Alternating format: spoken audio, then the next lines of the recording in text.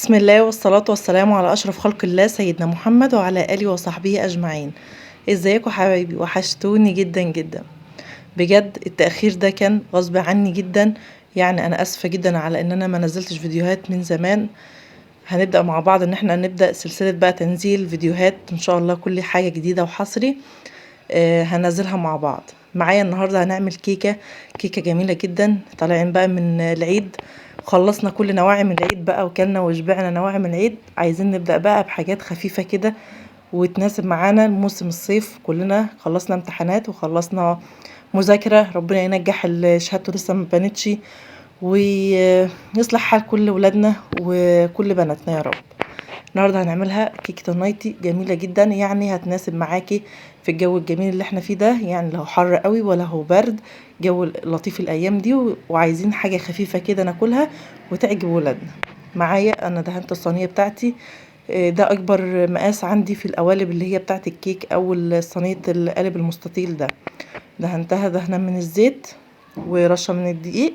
هنيجي بقى في شفشق الخلاط، حطيت بيضتين 2 صغيرين. البيض ده بيض بلدي، لو انتي مثلا عندك بيض من اللي هو بتاع المزارع او اللي هو الابيض اللي هو بتاع المحلات، ممكن تحطي بيضه واحده على رشه من الفانيليا، كوبايه الا ربع من السكر. السكر بتاعي ممكن تزودي كميه السكر لو انتي عايزه ازيد من كده، تخليها كوبايه كامله. بس انا حبيت ان انا يعني اخليه سكره متوسط كده، لان انا هحشي يعني حاجه مسكره، شوكولاته او مربى. الحشوه اللي انت تناسبك هتحطيها. بعد ما ضربت البيض مع السكر مع الفانيليا كده ضربه كويسه عشان السكر بتاعي يبوش كويس، هننزل بقى بكوبايه من اللبن. الكوبايه دي حوالي 250 او 230 ملي من اللبن، عليهم نص كوبايه من الزيت. كده تمام. زيت ابيض من اللي هو بتاعنا بتاع المطبخ اللي احنا بنستعمله في الاكل. بعد ما حطيت اللبن والزيت كده هنضرب ضربة بقى كويسة مع بعضه، ويبقى كده كل السوائل حطيتها مع بعضها. في الخطوة دي نسيت احط معلقة صغيرة من الخل، هحطها بعدين معاكم، يعني اللي هيفتكر يبقى يحطها في الاول. معايا كده كوبايتين الا يعني عقلة من الصباع كده من الدقيق، هنخلهم كده نخلة كويسة. هنشيل منهم معلقة واحدة من الدقيق. بعد ما انا نخلته هنشلت معلقة كبيرة هرمية كده، هحط بدالها معلقة من النشا. كده تمام. شايفين انا بعد ما شلت معلقة الدقيق حطيت معلقة من النشا، عليهم معلقة كبيرة برضو من البيكنج باودر، يعني مش هحط الباكت كله عشان ما يغمقليش شكل الكيكة بتاعتي. وفايدة النشا ايه؟ ان هو بيطري العجينة او بيطري الكيكة بتاعتي وبيفتحها. كده تمام. بعد ما حطيت البيكنج باودر على الدقيق على معلقة النشا، هنقلبه كده كله ببعض، المواد الجافة كده مع بعضها تاني. ومعايا ذرة واحدة، ذرة بسيطة كده من الملح، هنحطها كده على الدقيق ونقلب كده برضو تقليب كويس. وبعدين نجيب المواد السايلة في طبق تاني غويط وننزل بيه كده على في الطبق الغويط بتاعنا كده. المواد السايلة بتاعتنا انا حطيتها دي معلقة الخل اللي انا قلت لكم عليها، انا كنت نسيتها في الاول، فلازم انا احطها لان هي بتعمل هشاشة جميلة جدا في الكيكة، فانا بحب ان انا احطها في اي معجنات بعملها. ومعايا بقى الدقيق تاني مع البيكنج باودر مع معلقة النشا وذرة الملح، هنخلهم تاني. كل ما هتنخليهم هيخش فيه هوا في الدقيق او في الكيكة بتاعتك، هيديها هشاشة وتبقى طرية وحلوة. هنقلب كده المواد الجافة مع المواد السائلة ونقلبهم كده مع بعض ولحد ما الخليط بتاعي يبقى متماسك كده، او هتشوفوا القوام بتاعه شكله الحلو ده. لو انت احتاجتي اي مواد سائله ممكن تضيفي معلقه من اللبن، وممكن لو انت حسيتي ان انت، لان النوع الدقيق طبعا بيختلف من نوع لنوع، فانت ممكن تزودي دقيق معلقه دقيق او ممكن تزودي معلقتين من اللبن لو انت احتاجتي. لو انت مش عايزه تحطي لبن خالص ممكن تحطي عصير برتقال، ممكن تحطي حاجه ساقعه من اللي هي الصفرة، اي حاجه يعني تكون انت مثلا بتفضليها او تحطيها. ممكن تحطي ميه لو انت مش عايزه تحطي اي مواد سائله تكون منكهه، ممكن تحطي ميه. بس طبعا عايزين نزود القيمه الغذائيه بتاعه الحاجه اللي احنا هنعملها، لان اولادنا طبعا لازم نغذيهم او نعمل لهم الحاجه اللي هم بيحبوها. معايا كده انا خدت معلقتين من الخليط بتاعي قبل ما افرده في الصينيه. معلقتين من الخليط هحط عليهم نص معلقه من الكاكاو.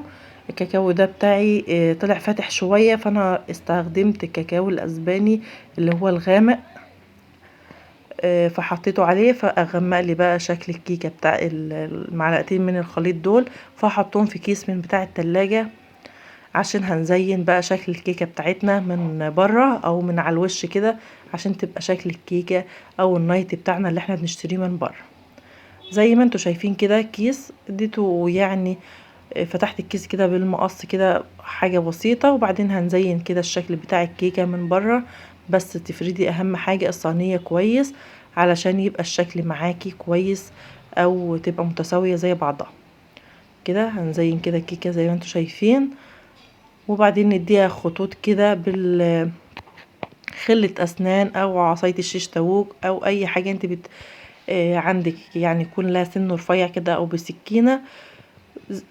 فاكرين المدلعة اللي احنا بنعملها؟ هي شكل المدلعة كده، تبقى مدية خطوط كده بالطول وبالعرض كده، ادانك راحة جاية كده لحد ما تبقى الشكل بتاعي نفس الشكل اللي انا عملته ده كده. تمام.